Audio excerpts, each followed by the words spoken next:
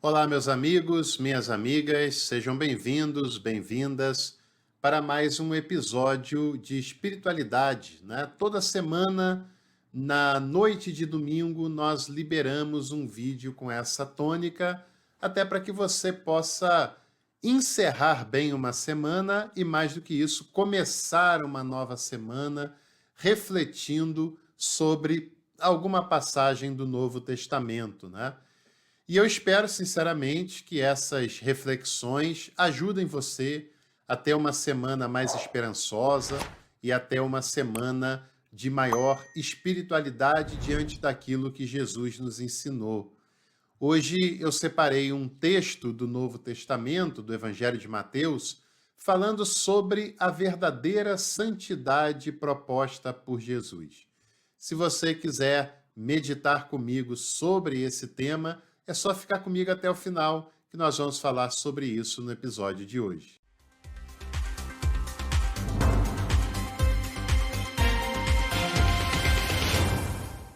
Eu aproveito também para lhe convidar. Venha estudar teologia com um corpo docente qualificado, comprometido com bom ensinamento teológico e bíblico, pagando um valor bem acessível que é para mais pessoas terem a oportunidade de fazer um curso de qualidade. Por apenas R$ 29,99 você pode estudar com a gente. É só clicar ali em Seja Membro e escolher o plano Café Completo. Faça parte, você vai ser muito bem-vindo, muito bem-vinda por aqui. Bom, santidade é um tema importante para a fé cristã, né? E é um tema tão maltratado por autoridades religiosas, por pregadores, que quando a gente fala de santidade já nos dá um certo calafrio, já nos dá uma certa preocupação. Porque muitas pessoas passam esse assunto como sendo algo profundamente pesado, algo que só os grandes santos da história do cristianismo foram capazes de praticar, de viver, de dar conta dessas exigências, né? Algo que apenas os super-homens, as super-mulheres são capazes de lidar com isso. Mas será que é isso mesmo que Jesus propôs como santidade? É bom a gente pensar um pouquinho mais sobre isso, né? Existe uma santidade religiosa, aquele padrão moral elevadíssimo, que às vezes nem quem propõe é capaz de dar conta, na maioria das vezes, né? Aquele padrão que quer fazer da pessoa quase que uma seta nesse mundo, né? Que quer fazer da pessoa uma pessoa isolada da sociedade, do convívio com o ser humano normal. Mas a santidade de Jesus é a proposta para uma vida mais humanizada. Tem pessoas que querem deixar de ser humanas, né? Tem pessoas que querem alcançar uma santidade que joga de lado a sua humanidade. É um direito que a pessoa tem, mas é um dever meu advertir que esta santidade não é a santidade cristã. A santidade proposta por Jesus é aquela que nos torna mais humanos, é aquela que nos torna mais tolerantes com a gente mesmo, embora sempre buscando caminhar para um crescimento e um desenvolvimento em todos os sentidos. É a santidade que não nos torna moralistas capazes de fiscalizar a vida e a intimidade das outras pessoas, mas de sermos acolhedores com o próximo, conforme Jesus nos propôs. A santidade de Jesus é aquela que é praticada no dia a dia, sendo uma pessoa do bem. E Mateus capítulo 23, versículo 24 ao 28 diz: Guias cegos, que filtrais o mosquito e engolis o camelo. Ai de vós, escribas e fariseus hipócritas, que limpais o exterior do copo e do prato, mas o interior está cheio de rapina desenfreada. Fariseu cego, limpa primeiro o copo por dentro, para que fique limpo também por fora. Ai de vós, escribas e fariseus hipócritas, que vos assemelhais a sepulcros caiados. Por fora se mostram belos, mas por dentro estão cheios de ossos, de mortos e de todo tipo de podridão. Assim também vós, por fora, vos mostrais justos diante dos homens, mas por dentro estáis repletos de hipocrisia e desprezo da lei. Esses textos, né, esses versículos de Mateus, eles são tão contundentes que já são autoexplicativos, né? Acho que eu pouco mais tenho a acrescentar diante do que a gente acabou de ler. Mas na época de Jesus e no nosso tempo também, existem muitos religiosos que se consideram pessoas mais santas do que as demais. Pessoas que se consideram mais usados por Deus do que outros e que se sentem no direito de julgar outras pessoas como sendo as pecadoras, aquelas que vão para o inferno, aquelas que não conhecem a Deus. Que prepotência o ser humano religioso é capaz de chegar e de praticar na sua vida, né? E Jesus faz uma denúncia, que eles coam um mosquito e engolem um camelo inteiro. Tem muitas lideranças religiosas assim, que punem uma mulher que não está casada no papel com o seu marido, que muitas vezes foi por falta de condições ou falta de querência do seu companheiro, que punem pessoas que não cumprem os requisitos do vestuário daquela denominação e por isso não podem exercer uma função naquele lugar. Pessoas que têm dificuldade de se libertar de algum vício da sua vida que diz respeito apenas a ela e são punidas severamente como se fossem criminosas. E muitas vezes se esquece de ajudar essas pessoas, né? Muitas vezes se esquece de estender o braço amigo para que elas sejam acolhidas e logo se estende um tribunal que vai julgá-las com um rigor que não é aplicado quando é a sua própria família que transgride alguma lei.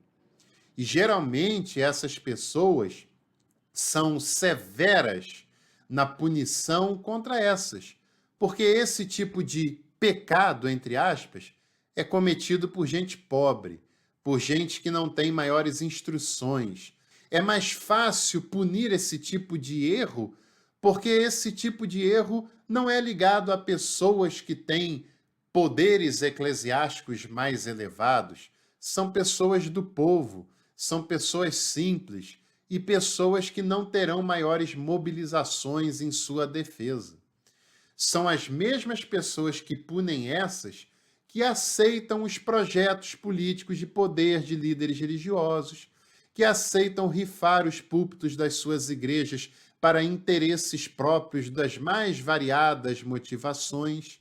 São pessoas que não têm o mesmo rigor quando é filho de alguém importante, quando é crime de alguém importante ou pecado de uma pessoa muito importante, que muitas vezes bajula essas pessoas para ter um lugar de destaque nessa estrutura religiosa e que estão sempre engolindo um camelo para ficar bem diante dessas autoridades. E os mosquitos, mosquito mesmo, porque nada mais do que o tamanho de um mosquito, são aqueles cometidos, né, por essas pessoas mais simples do povo e que, na maioria das vezes, não têm a mesma consideração para com elas. Jesus diz que isso é hipocrisia, que isso é hipocrisia. É claro que nós devemos melhorar na nossa vida, é claro que nós devemos abrir mão de todos os vícios que nos fazem mal, mas é claro que há problemas muito maiores do que esses e que a questão não é um problema em si, mas as pessoas que os praticam. Algumas são apenas desorientadas e outros são deliberadamente daquela maneira. Jesus ensina para esses homens que não se basta apenas limpar um prato e um copo por fora, se o interior continua sujo, continua imundo. Jesus orienta aquelas pessoas, e esse conselho serve para nós também, de limparmos primeiro o interior do copo, que, consequentemente, o exterior também ficará limpo. Infelizmente, muitas santidades religiosas nos ensinaram a mostrar-nos santos para as pessoas, a manter uma aparência para o público, enquanto que o interior está bem sujo, está bem porcalhado, está bem longe daquilo que Jesus propõe. E aí Jesus nos faz um convite. E o convite não é para a gente apenas acusar as pessoas que agem assim, porque senão a gente se torna moralista também. Mas é um convite para a gente se autorrefletir, autoanalisar. Será que nós temos sido moralistas?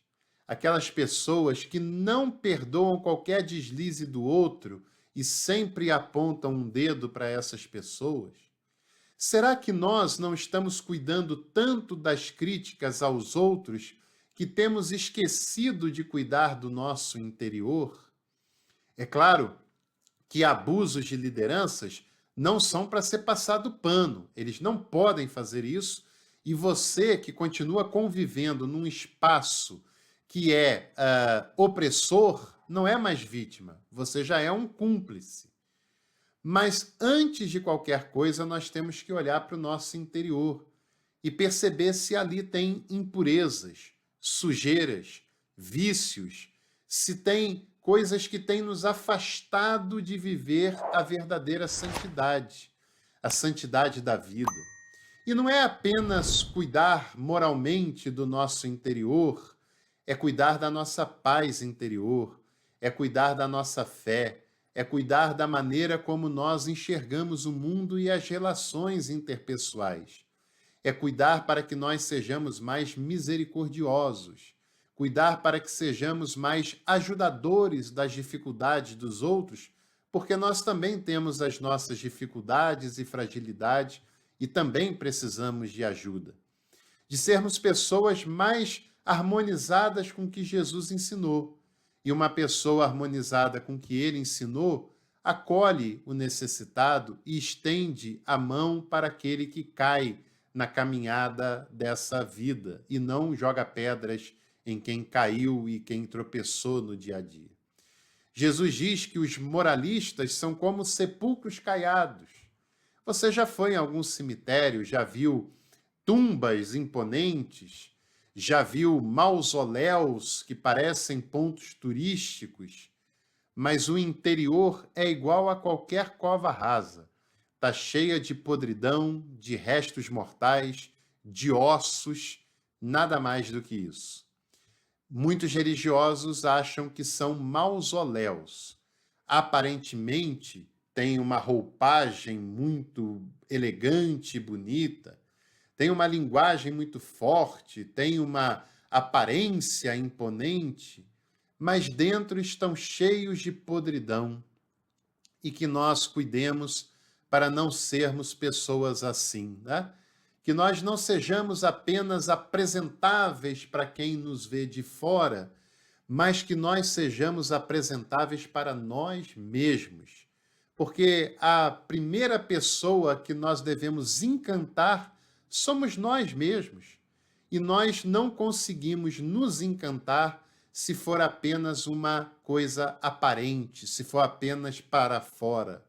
Se o nosso interior não estiver em paz, em harmonia, em equilíbrio, nós não conseguiremos nos encantar. E dali por diante, teremos uma grande chance de cometermos a hipocrisia. Importante isso que o texto bíblico está dizendo, né? Pessoas que se mostram santas por fora, mas que o interior está cheio de desprezo. Desprezo pelo ensinamento de Jesus, desprezo pelo ser humano, desprezo pelo outro, desprezo pela vida. E não é assim que as coisas devem caminhar. Muitas vezes essas pessoas desprezam aquilo que elas próprias condenam nos outros. E Jesus nos chama a uma vida verdadeira, a uma vida íntegra, que é uma vida inteira, né? Não uma vida fraccionada, que num lugar é uma coisa, em outro lugar é outra coisa.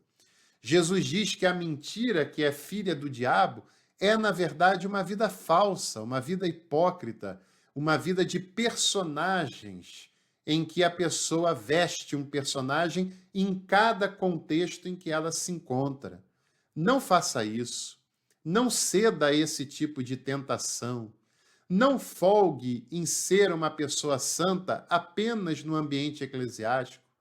Não tenha conforto em ser uma pessoa valorizada apenas por quem está de fora.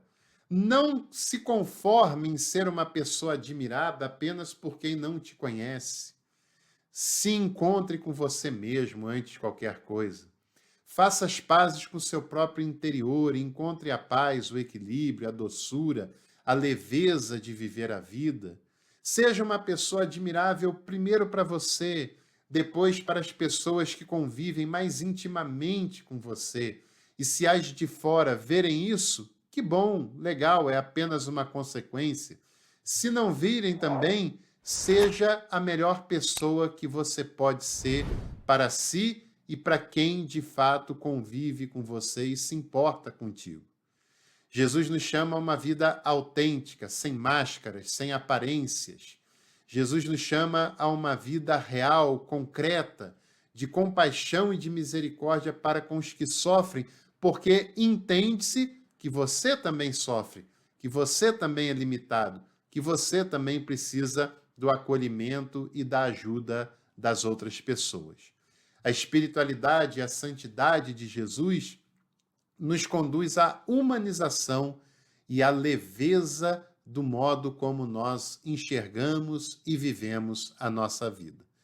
Que essa mensagem faça sentido para você, que você tenha uma semana de paz, de equilíbrio, de graça, e que você também deixe sua curtida e inscrição aqui no canal, porque em breve nos encontraremos aqui para mais conteúdos. Boa semana e até o próximo Café com Teologia.